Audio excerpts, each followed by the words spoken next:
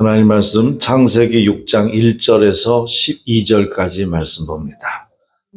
창세기 6장 1절에서 12절 말씀 같이 함께 봉독하겠습니다. 사람이 땅 위에 번성하기 시작할 때에 그들에게 딸들이 나니 하나님의 아들들이 사람의 딸들의 아름다움을 보고 자기들이 좋아하는 모든 여자를 아내로 삼는지라. 여호와께서 이르시되 나의 영이 영원히 사람과 함께하지 아니하니 이는 그들의 육신이 됨이라. 그러나 그들의 날은 120년이 되리라 하시니라. 당시의 땅에는 네피림이 있었고 그 후에도 하나님의 아들들이 사람의 딸들에게로 들어와 자식을 낳았으니 그들은 용사라 고대 명성이 있는 사람들이었더라. 여호와께서 사람의 죄악이 세상에 가득함과 그의 마음으로 생각하는 모든 계획이 항상 악할 뿐임을 보시고 땅 위에 사람 지으셨음을 한탄하사 마음에 근심하시고 이르시되 내가 창조한 사람을 내가 지면에서 쓸어버리되 사람으로부터 가축과 기는 것과 공중의 새까지 그리하리니 이는 내가 그것들을 지었음을 한탄함이니라 하시니라. 그러나 노아는 여호와께 은혜를 입었더라. 이것이 노아의 족본이라. 노아는 의인이요 당대의 완전한 자라. 그는 하나님과 동행하였으며 세 아들을 낳았으니 셈과 함과 야벳이라. 그때의 온 땅이 하나님 앞에 부패하여 화학함이 땅에 가득한지라. 하나님이 보신즉 땅이 부패하였으니 이는 땅에서 모든 혈육 있는 자의 행위가 부패함이었더라. 아멘. 네, 오늘 본문에 노아 홍수 사건이 있기 이전의 세상의 모습을 집약적으로 설명해 놓고 있습니다. 네, 그래서 오늘 본문은 노아 홍수 사건은 우연히 일어난 자연 재난이 아니라 여기 막 홍수가 나고 폭우가 쏟아지면 이렇게 막 물난리가 나잖아요.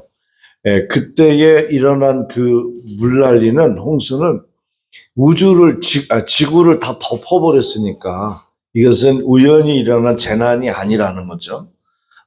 창조주 하나님이 손을 댔던 일이라는 거죠. 그래서 홍수로 세상을 멸망시킬 수밖에 없었던 하나님의 입장에서 심판의 당위성을 오늘 본문에서 발견하게 됩니다.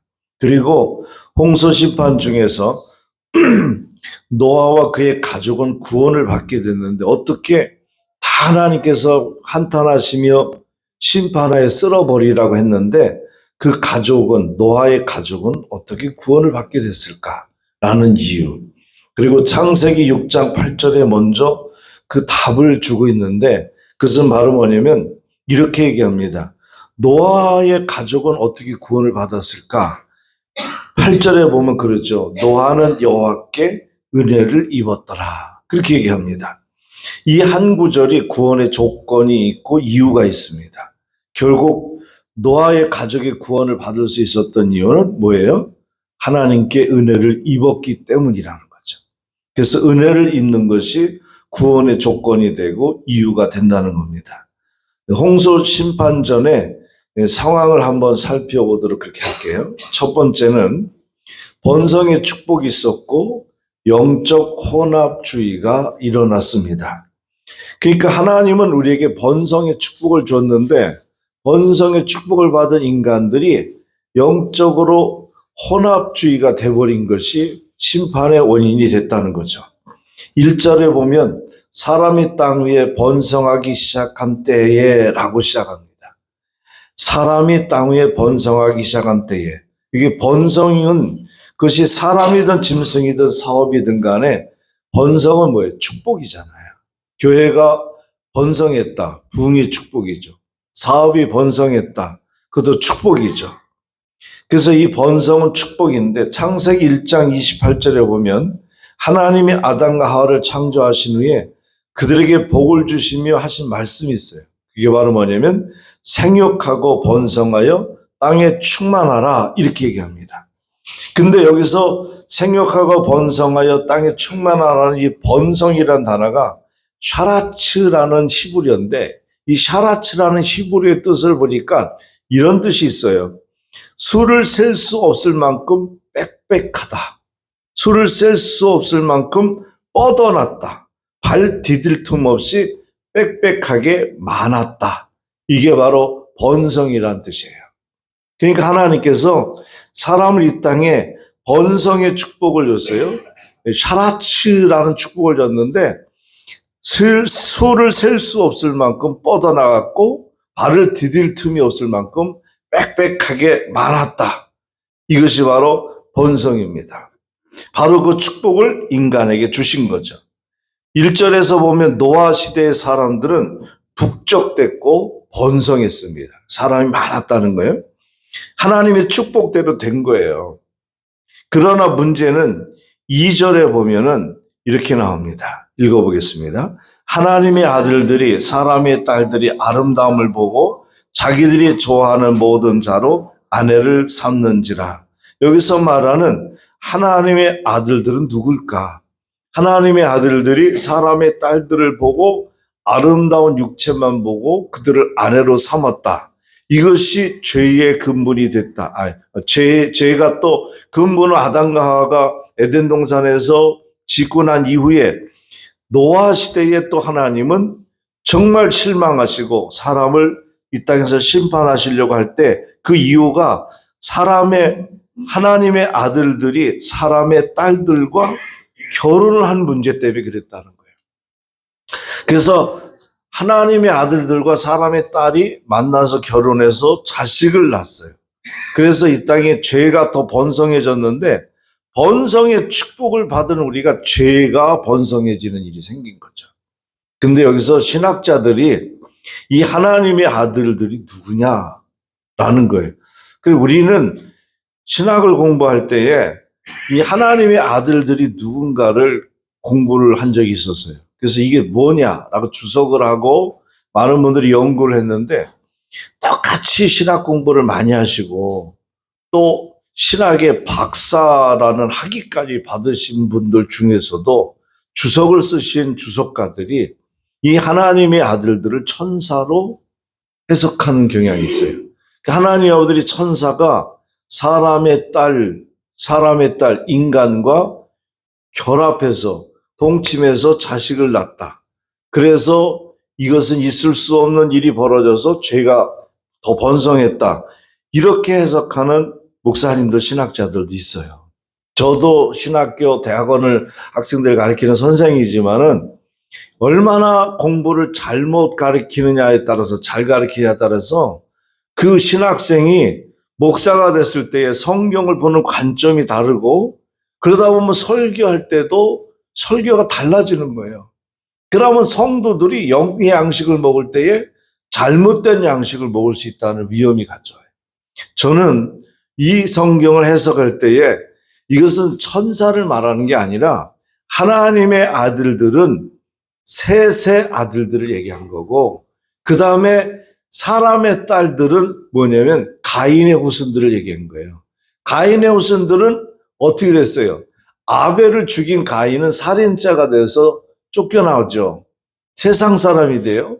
그리고 하나님을 찾지 않았다 그랬어요. 근데 아벨이 죽고 나서 하나님은 거기에 그 하나님의 구속 사역을 이어가기 위해서 새로운 아들을 아담과 하와를 통해서 늦둥이를 출산시키는데 그게 바로 셋이라는 아들이었어요.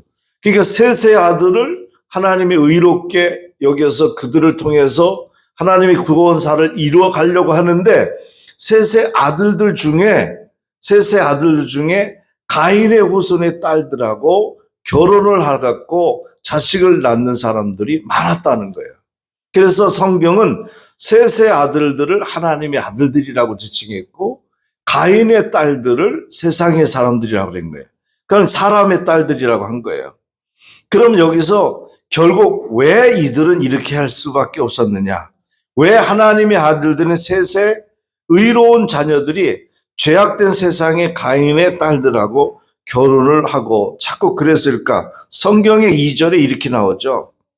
아름다움을 보고 그래요. 육체적인 아름다움, 외모만 보고 아내를 삼았다라는 얘기죠. 여기서 말하는 하나님의 아들들.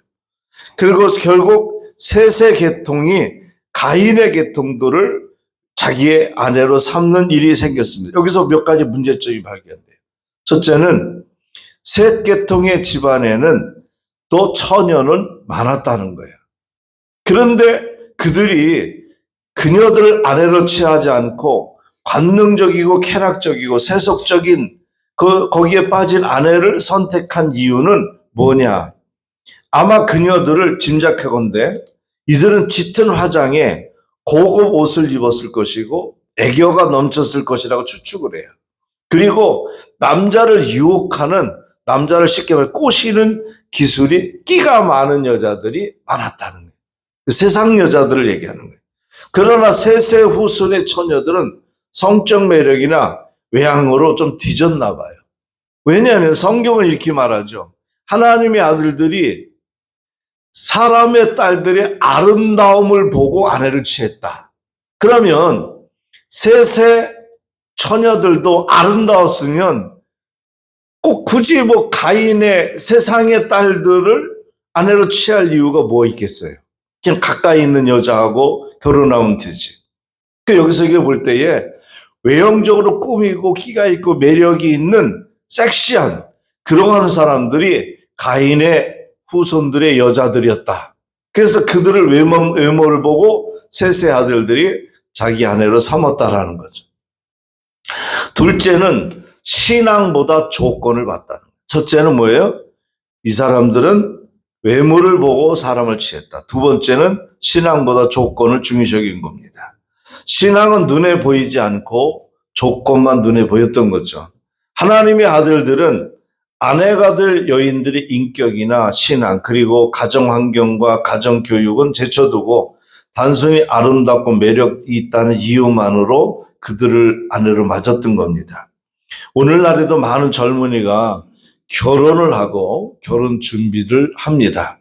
여기서 중요시하는 것은 겉보다는 내면 세계가, 조건보다는 신앙이 우선이 돼야 된다는 겁니다. 나도 남자지만은 모든 남자의 공통점은 여자를 볼 때 외모를 먼저 봅니다. 제일 먼저 보는 게 얼굴입니다. 누구를 소개하거나 만나면 제일 먼저 여자의 얼굴을 먼저 봐요. 이쁘냐 안 이쁘냐, 어느 정도 이쁘냐, 늘씬하냐 뚱뚱하냐, 이런 거를 먼저 봐요. 그래서 보세요. 외모만 보고 이혼 숙녀라는 그런 프로그램이 있더라고요. TV에. 어제 잠깐 봤는데 외모만 보고 결혼했다가 안 맞는 거예요. 남자가 경제 개념이 없다든가, 여자가 자꾸 살림을 개판을 하고 밖으로만 돌아다닌다든가, 그거에 불만을 갖고 부부가 싸우다가 이혼을 할 지경까지 다다른 그들이 어떻게 하면 심리적으로 생활의 개선을 하고 행동의 개선을 할까라는 프로그램인데 좋은 프로그램이긴 해요. 근데 그들이 결혼한 이유는 바로 뭐예요? 그런 조건이었으면, 그런 남자였다면, 이런 여자였다면 절대 결혼 안 했을 거라는 거죠. 그럼 뭘 보고 결혼한 거예요? 외모만 보고 결혼한 거예요. 외모만 보고. 근데 살아보니까는 아니라는 거예요. 여러분, 외모는 유통기간이 짧대요. 얼마 안 가요. 그래서 진짜 중요한 것은 유명한 노래 가사말 있잖아요. 얼굴만 이쁘다고 여자냐, 마음이 고와야 여자지. 라는 노래도 있잖아요. 그 내적인 아름다움이 더 중요한 거예요. 근데 사람들은 자꾸 외적인 걸 보고 결혼의 조건으로 선택했다가 평생 후회하고 힘들게 결혼 생활을 억지로 유지하거나 아니면은 어때요? 이혼하는 경우가 굉장히 많습니다. 본문의 경우에도 보면 아름다움을 보고라고 했잖아요. 자기들이 좋아하는 모든 자들을 아내로 삼았다. 아름다움을 보고 아내로 삼았다. 그러니까 하나님의 아들들인 셋의 계통의 아들들이 가인의 세상 여자들을 아름다운 외모를 보고 아내로 삼았다. 조건은 단 한 가지 있어요. 외모만 봤다는 거예요. 얼굴만 봤다는 거죠. 여기서 보았다라는 것은 깊이 통찰하지 않고 겉만 보았다는 것을 의미합니다. 그리고 자기들이 좋아하는 자란 향락과 정욕으로 아내를 선택했다는 거예요. 야고보 2장 1절에 보면 이런 말이 있죠. 사람을 외모로 취하지 말라. 그리고 베드로전서 2장 9절에는 너희가 사람을 외모로 취하면 뭐 하는 것이다? 죄를 짓는 것이다. 사람을 외모로 취하면 그것이 죄가 된다는 거였어요. 하나님의 아들들이 잘못은 영적 혼합이었습니다. 신앙은 죽든 말든 하나님이 싫어하든 말든 내 영혼이 망하든 말든 자기 고집대로 세상 여자들과 혼합을 이뤘다라는 겁니다. 그래서 반드시 믿는 사람은 믿는 사람끼리 결혼해야 그 가정이 행복해요. 제일 중요한 것은요, 신앙의 갈등이 있으면요, 이건 해결 방법이 없어요. 해결 방법이 없어요. 그래서 신앙이 굉장히 중요해요. 그래서 저는 우리 아들들을 결혼할 때 제일 첫째 조건은 외모가 아니라 신앙이었어요. 무조건 세례 교인이어야 된다라는 얘기를 했던 거예요. 이게 얼마나 중요한 부분이고, 또 신앙이 좋은 사람은요, 가정을 잘 지켜요. 신앙이 좋은 사람은 그리고 배우자에 대한 그런 기본적인 그 의무를 이행하는 것을 성실히 할 수 있는 그런 마음을 갖게 되죠. 근데 이들은 외모만 보고 자기 아내를 취했을 때에 거기서 죄가 시작되기 시작한 거예요. 결국 베드로전서 2장 9절처럼 이 셋의 아들들, 하나님의 아들들이 세상 여자들을 외모만 보고 취했을 때에 그게 바로 죄를 짓는 결과를 가져왔다는 것이죠. 두 번째는 하나님의 영이 그들을 떠나셨습니다. 3절 말씀에 보면 나의 영이 영원히 사람과 함께 하지 아니하리니, 여기서 영은 하나님의 신을 말하는데 르하으라는 말이에요. 르하으라는 말은 바람, 숨, 생명, 성령을 뜻합니다. 그래서 르하으라는 단어는 성령이라는 말도 포함돼요. 타락한 영혼 속에 하나님의 신이 거하지 않습니다. 이스라엘의 초대 왕이었던 사울 있잖아요. 사울은 집권 초기 하나님의 영이 함께하는 신앙이 좋은 왕이었습니다. 키도 보통 사람보다 컸대요. 그러니까 사울 왕은요, 보통 사람들보다 키가 그 머리 하나가 더 위로 있을 정도로 키가 컸대요. 얼굴도 굉장히 잘생겼대. 이게 사무엘상 9장 2절에 나와요. 그리고 그런 40세의 젊은 나이에 왕이 됐죠. 13장 1절에 나와요. 그런데 어느 날 여호와의 신이 사울에게서 떠나요. 그리고 블레셋은 이스라엘의 강적이었는데 한번 블레셋 나라가 이스라엘을 쳐들어온 거예요. 근데 이스라엘 사람들은요, 항상 이런 게 있었는데 전쟁에 나가려면 어떻게 되느냐면 예배를 드리고 하나님께 제사를 드리고 전쟁을 했어요. 하나님께 묻는 거죠. 선지자를 통해서 하나님, 전쟁을 할까요 말까요? 쳐들어갈까요 말까요? 저들이 쳐들어오는데 나가 싸울까요? 기다릴까요? 그것을 하나님 뜻을 묻고 행동을 했어요. 그렇기 때문에 굉장히 중요한데 블레셋이라는 나라가 어느 날 이스라엘을 쳐들어온 거예요. 조급한 사울 왕이 야, 우리 빨리 제사를 드려서 하나님 뜻을 묻고 이제 군사를 움직여야 되겠다 하는데, 그러려면 제사장인 선지자가 와야 되는데 그 사무엘이 그 당시엔 사무엘이었단 말이에요. 근데 사무엘이 빨리 오셔야 되는데 사무엘이 늦게 온 거예요.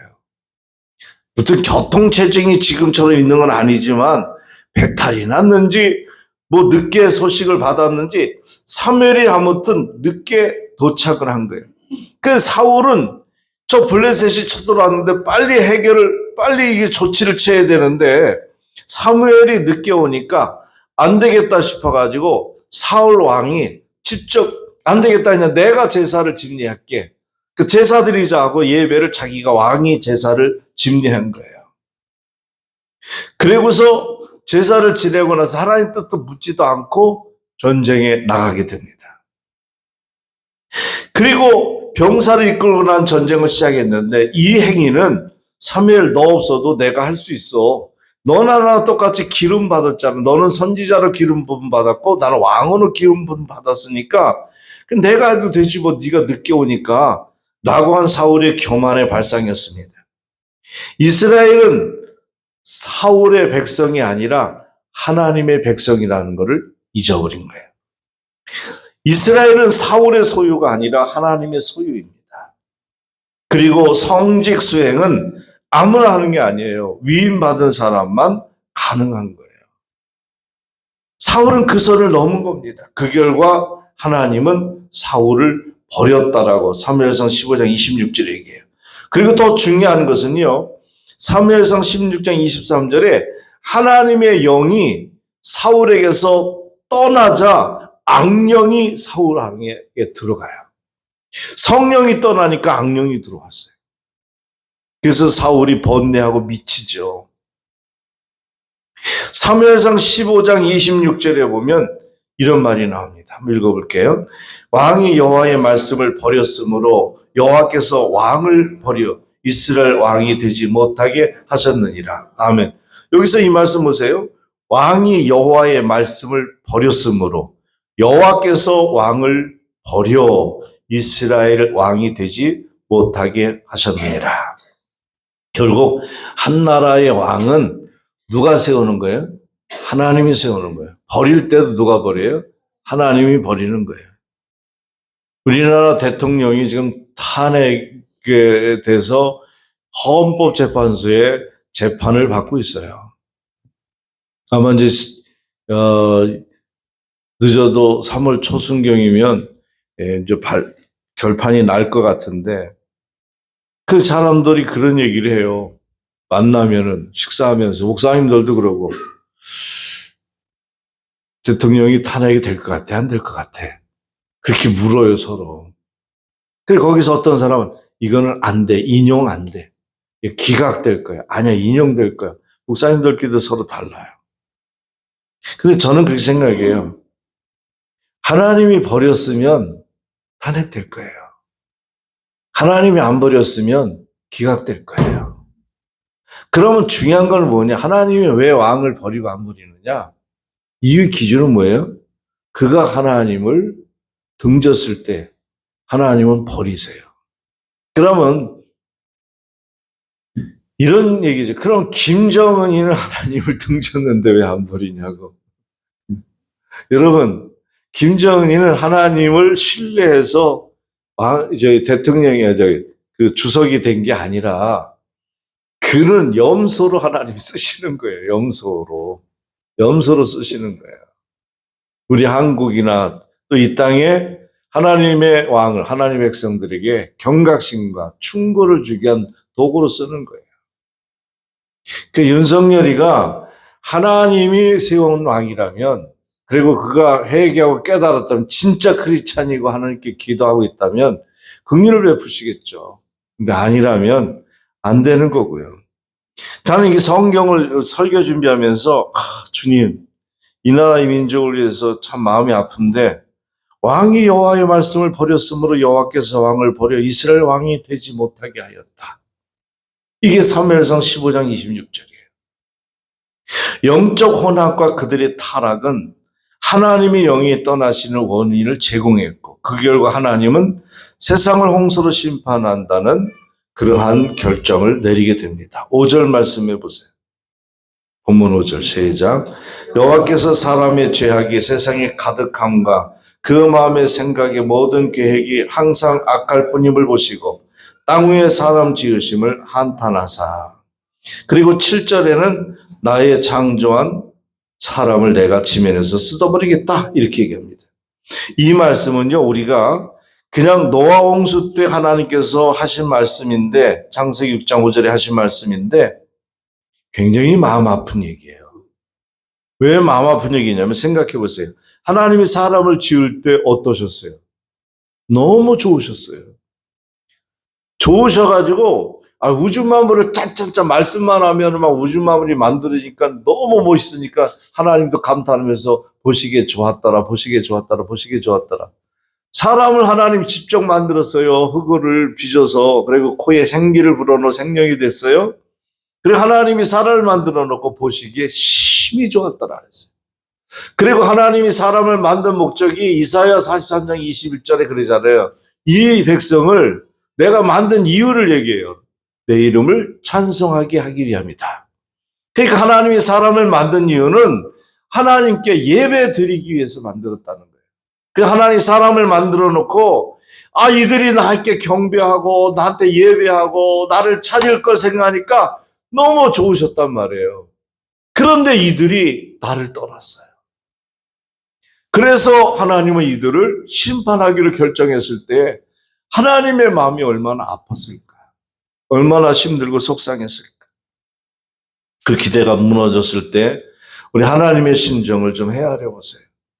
여러분이 만드는 것이 너무 소중하고 귀한 것이 있는데 그것이 만든 것이 너무나 속상해서 부숴버린 적이 있습니까?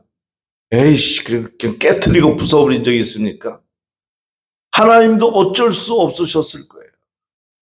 이 모습을 보면서 하나님은 우리가 하나님의 말씀에 순종하여 살면 반드시 복을 주시지만 불순종하고 거역하면 반드시 심판받게 된다는 얘기입니다.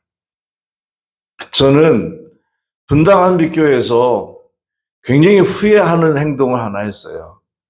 너무 후회하는데 그때 저는 무슨 결심으로 무슨 마음으로 했냐면 우리 집사람도 놀래고 교인들이 다 놀랐어요. 장로님들도 앞에 앉아 있다가 놀래고 이 예배위원들은 컵에다가 제 유리컵을 꼭 썼는데 유리컵에다가 항상 물을 갖다가 보리차를 담아다 놓고 강단에 놨는데 제가 얼마나 화가 났는지 이 교회에서 목회를 그만둬 버리든지 내가 내 목회를 깨트리든지 이 교회를 깨트리든지 이 상황을 깨트리든지 해야 되겠다. 그래서 제가 이 물을 갖다가 우리 이제 그 교회는 분당에 있는 교회 서울도 그랬지만 분당에 있는 교회 꼭 꽃꽂이를 해놓잖아요. 화분이. 그래서 거기다 다 부어버렸어요. 거기서 빈 컵을 예배당 앞에 소강대성 위강대성 아래 소강대성 거기다가 집어 던져버렸어요. 설교하다가 집어 던졌을 때 유리 컵이 팍 하고 박살이 나버렸어요. 교인들이 깜짝 놀랐죠. 앞에 있는 사람들은 더 놀래고 깜짝 놀랐죠. 목사가 미쳤나 보다. 아니 왜 컵을 바닥에다 집어서 깨트렸으니까. 이런 목사, 대한민국에 이런 목사 내가 처음일 거예요. 아무도 목사가 강단에서 설교하면서 유리컵을 던져서 깨트리는 목사는 없을 거예요. 근데 이 엄청난 사건을 터뜨렸는데 신문에 안 나왔어요.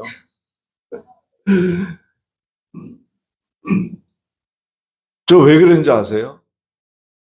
그냥 내가 깨지던 너가 깨지던 그 당시에 교회가 둘로 나눠져가지고 서울팀, 분당팀 나눠서 분당팀의 일부는 또 이제 저희를 지지했지만은 그 반반씩 나눠가지고서 장로하고 저하고 막 이렇게 되고 막 힘들었잖아요. 장로가 아니라 그 목사님하고 그 교회 우리가 인수한 교회인데 갈 데가 없다 그러니까 그냥 선교 목사를 있게 해주세요. 그래서 그럼 선교 목사 하세요. 그리고 했는데 하고 막 사기치고 몰래 대출을 해서 예배당 빚을 늘리고 막 그런 일이 생겼잖아요. 저 1,500만 원 꿔준 거 지금도 띠꼈거든요. 못 받았거든요. 그건 별도로 현금으로 줬는데 그때 처음에는 뭐 모르니까 그냥 불쌍해서 막 울고 와서 그러니까 아이고 선생님 어떡하냐고 이거라도 해결하라고 그 줬잖아요. 그리고 성남에 있는 그 권사님네 그 아들 며느리 아들 사이 그 아들 딸 사이 그 손녀 그 권사님 가족 근데 그 교회 때문에 경매로 넘어가는 거 제가 가가지고서 은행에서 그 빚 갚고요 그 집 찾아줬어요. 근데 그 집이 저를 배신하고 나한테 대들고 삿대질 하더라고요. 나중에는. 처음에는 울면서 목사님 감사하다고 고맙다고 했던 권사님, 집사님 가정이 아니 나중에 그렇게 바뀌는 거 보니 깜짝 놀랐어요. 이런 와중에 내가 여기서 이런 사람들하고 무슨 목회를 더 하겠냐. 그래서 설교하다가 그때 한 150, 160명 정도 예배 시간에 모였을 거예요. 우리 이제 사무국장 진요셉 집사님이 항상 뒤에서 서서 오늘 예배가 주일 예배, 일부 예배, 2부 예배, 수요 예배, 뭐 금요 철야 또 아동부, 학생, 청년의 모든 구역 담당 전도사들이, 교역자들이 다 통계를 써서 일지를 써서 저한테 보고를 하잖아요. 그 주일날 전체 아이들까지 예배 드리는 아이들이 200명이 넘는단 말이에요. 그래서 내가 여기서 목회하고 이러면서 정말 너무 힘들어가지고 이거를 깨트려서 이 상황을 내가 깨트려 버리겠다. 그런 심정으로 설교하다가 예를 들면서 유리컵을 던져서 박살냈어요. 교인들이 깜짝 놀랐죠. 저런 목사가 다 있네. 나중에 재판을 우리 서로 막 고소돼가지고 재판할 때 그것까지 막 나왔어요. 근데 왜 그러냐고 그래서 열받아서 내가 깼다고. 뭐 어쩌냐고. 했더니 그러셨냐고. 그냥 그렇게 말았어요. 그거는. 그런 일도 있고요. 별일 다 있었어요. 사랑하는 여러분. 정말 사람이 속상하면요. 물건을 부숴요. 내가 아무리 소중히 여기는 것도요. 속상하면요. 이거 들고 있다가 집어 던지는 경향이 있어요.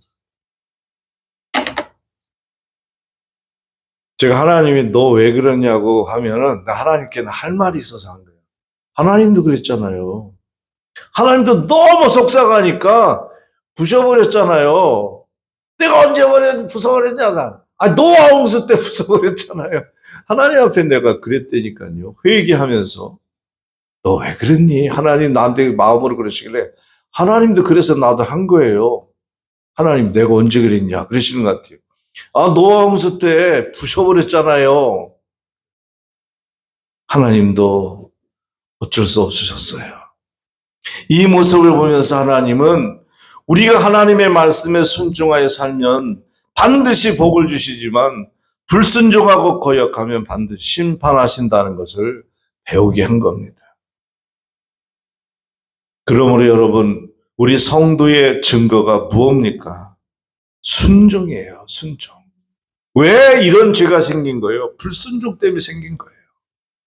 주님은 온 세상에 멸망당하는 중에 유일하게 노아의 8식구를 구원했습니다. 구원의 행위는 행함으로 얻는 것은 아니고 믿음으로 얻죠. 근데 축복은요, 행함으로 얻어요. 물질의 축복을 믿음으로 얻는 건 아니에요. 그래서 행함으로 얻는 거고요. 구원은 믿음으로 얻는 거예요. 우리가 이 세상에 살아가면서 행하는 많은 일들이 있지만 그 행함들은 구원을 근거가 되지 않고 축복의 근거가 되는 줄 믿습니다. 사실 우리 그리스도인들은 신앙 안에서 예만 있고 아니오는 없어야 됩니다. 예하는 것이 성경은 아멘이라고 했어요. 다시 말씀드리면 예수 믿으면서 우리는 아멘만 하면서 살아야 한다고 성경은 얘기해요. 이렇게 우리가 아멘하면서 살 때에 하나님께 영광을 받으시게 되고 우리 하늘의 성도들이 아멘하며 사는 그러한 우리 모두가 될 수 있기를 바랍니다. 끝으로 세 번째는 은혜를 입은 사람 노아에 대해서 좀 보겠습니다. 8절에 보면 그러나 노아는 여호와께 은혜를 입었더라 그랬습니다. 원문 성경에 보면요. 이 8절을 이렇게 직역했어요. 노아는 여호와의 눈에 들어 은혜를 입었더라. 우리 성경에는 노아는 여호와께 은혜를 입었더라. 이렇게 단순하게 나왔지만은 히브리어 원문 성경에는 이렇게 해석해요. 노아가 여호와의 눈에 들어 은혜를 입었더라. 이렇게 얘기해요. 갑자기 신가은 집사님이 딱 나타나고 깜짝 놀랐네.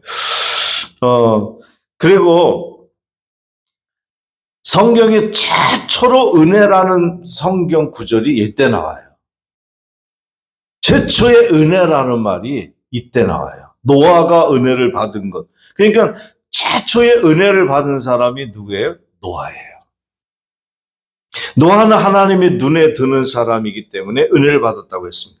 다시 말하면 눈에 들었다는 것은 노아의 품성과 행위와 삶이 하나님의 마음에 들었다는 얘기입니다. 결혼도 눈에 들고 마음에 들어야 하잖아요. 음식도 눈에 들고 맛있어야 우리가 먹잖아요. 하나님 눈에 드는 사람, 하나님 마음에 드는 사람이 곧 은혜를 받은 사람인 겁니다. 노아가 하나님의 은혜를 받아 홍수 심판의 구원을 받게 된 원인은 창세기 6장 22절에 설명해 줬죠.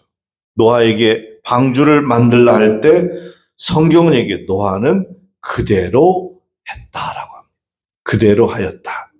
22절 말씀이세요. 시작. 노아가 그와 같이 하여 하나님이 자기의 명하신 대로 다 준행하였더라. 아멘. 하나님이 하라는 대로 그대로 한 거예요. 그게 순종이에요. 하나님께서 노아에게 내가 세상을 홍수로 심판하겠다. 그러나 너와 내 집은 구원해 줄 테니 아라랏산 꼭대기에서 배를 만들도록 하여라 라고 하셨을 때 하나님 배는 바다에서 만드는 거지 왜 산 꼭대기 만들어요? 다시 말씀해 보세요. 라고 했다면은 노아 역시 하나님의 은혜를 입지 못했을 것입니다. 그러나 노아는 하나님이 하라고 그러니까 그냥 한 거예요.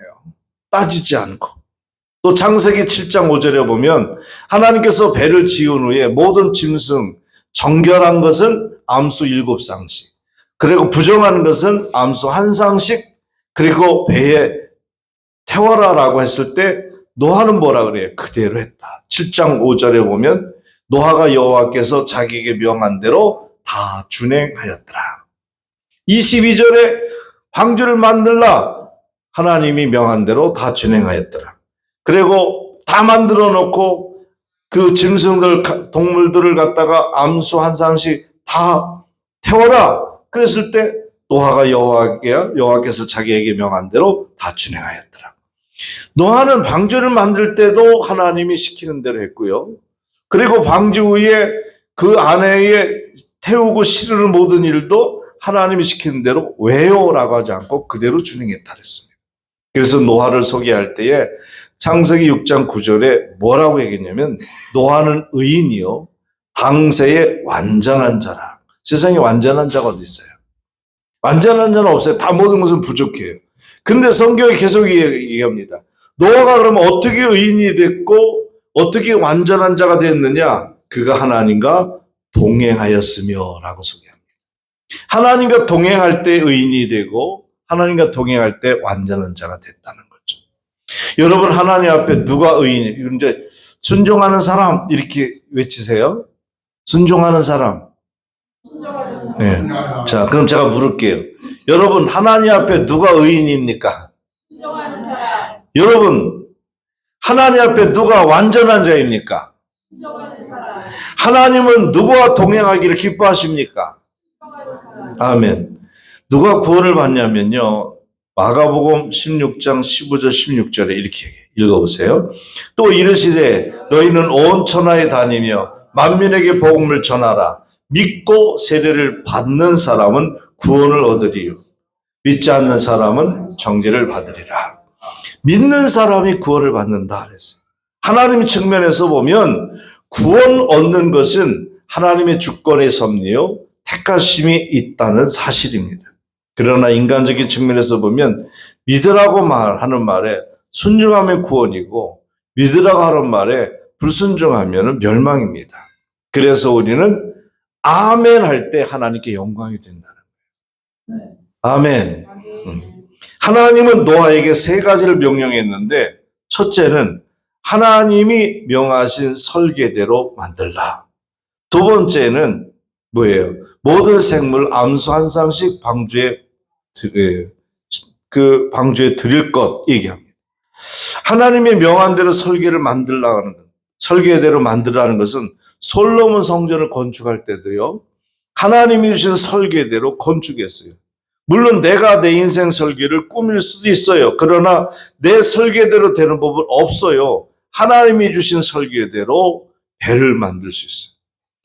그래서 제가 우리 집사람하고 차를 타고서 어제도 어디 갔다 오고 우리 아들네 갔다가 우리 서윤이가 이 땅에 탄생하신 지 1000일이 되셨다 그래가지고 사진을 찍어서 그 구경 갔어요.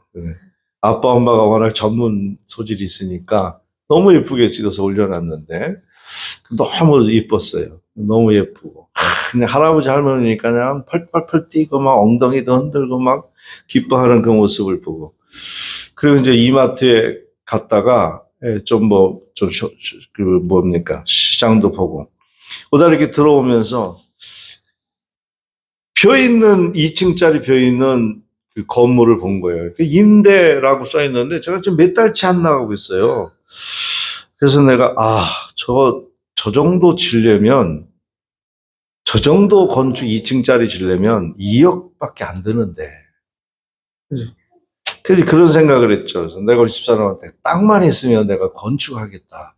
우리 집은 430평짜리 종회관도 67억 주고 건축을 해봤기 때문에 뭐 2, 3억짜리는 아무것도 아닌 것 같아요. 건축을 하고 싶은 생각이 갑자기 드는 거예요. 하나님 땅을 주셔서 건축해요.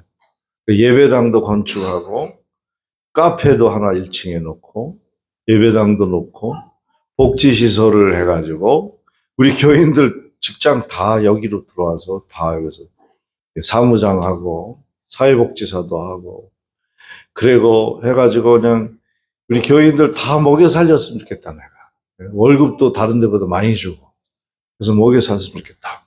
하나님 정말 그 꿈이 이루어질 수 있도록 하나님 축복해 주시면 안 될까요?